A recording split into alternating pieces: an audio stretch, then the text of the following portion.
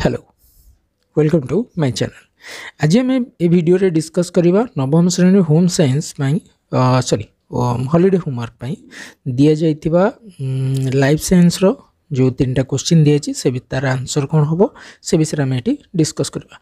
प्रथम देख पे मैंने क्वेश्चन देखा। प्रथम क्वेश्चन देखा पूर्व छोट रिक्वेस्ट करी जदि मो चैनल को सब्सक्राइब करना वीडियो प्रथम थर देखुं चैनल को सब्सक्राइब करूँ, वीडियो लाइक करूँ, कमेंट करूँ एवं ता सहित मो व्हाट्सएप और टेलीग्राम ग्रुप रे जॉइन रुहतु ए परिका एजुकेशनल वीडियोस देखिए। प्रथम क्वेश्चन टी देछि उदाहरण माध्यम वैज्ञानिक नामकरण पद्धति को नियम गुड़िक लिखा है। तो आम गोटे प्रथम उदाहरण नहीं। प्रथम उदाहरण टी कहार नहीं ना उदाहरण है मनुष्यर वैज्ञानिक नाम है कौन ना होमो सैपियंस है।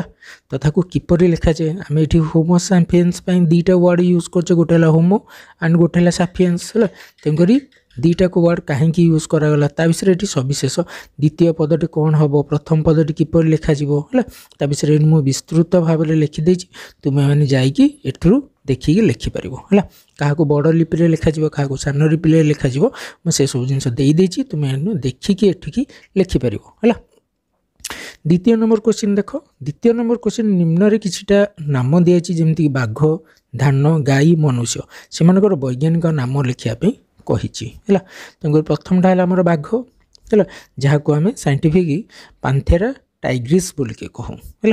धान ओर्जस सैटिवा, गाई बोस टूरुस, मनुष्य होमो सैपियंस है। ये परिका तुम्हें लिखा कही। एवं 3 नंबर क्वेश्चन कौन दे उद्भिद जगतर श्रेणी विभाग एक हूँ कौन सचित्र है मॉडल प्रस्तुत करा। तो तुम्हें मैंने यही परीक्षा कर बही दिखाई कि तुम्हें मैंने आउटे डिजाइन करके सुंदर भाव में करके परीक्षा है तुम्हें प्रस्तुत कर किसी असुविधा ना। आशा करुँच वीडियोटी संपूर्ण रूप समस्ते देखि वीडियोटी लाइक करेंगे, चैनल को सब्सक्राइब करेंगे, निज सांग सहित वीडियोटी शेयर भी करेंगे। आज वीडियोटी रखुच्छी। जय जगन्नाथ।